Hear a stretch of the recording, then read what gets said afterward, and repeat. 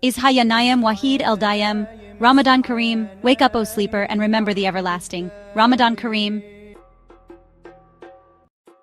Welcome to this video.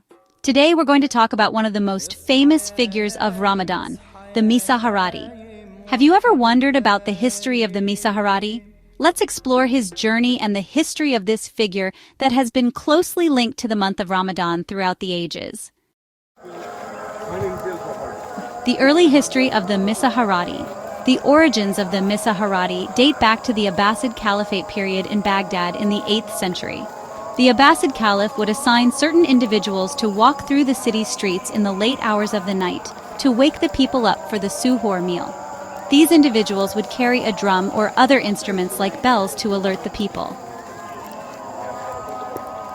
The Misaharati was considered an important figure at that time, as he would remind people every night during Ramadan to prepare for fasting the next day. He relied on his voice and the sound of the drum to alert the residents in the streets or alleys, serving as a reminder for everyone.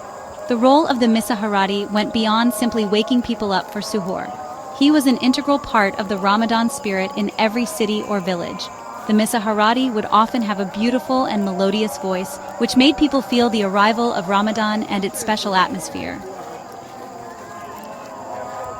In some neighborhoods, the Misaharati would sing famous Ramadan songs like Ishaya Nayem Wahid el Dayem in the streets of cities and neighborhoods, adding a joyful and spiritual atmosphere to the blessed month.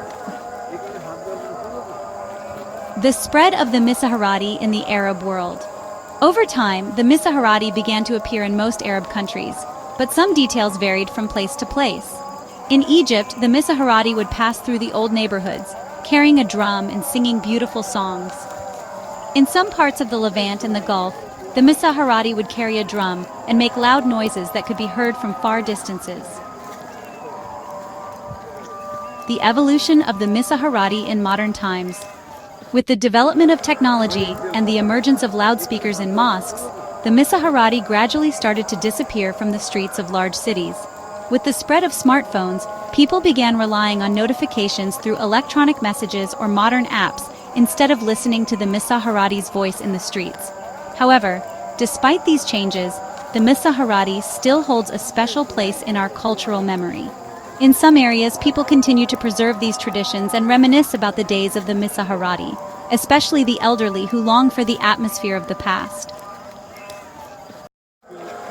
The Misaharati in different traditions.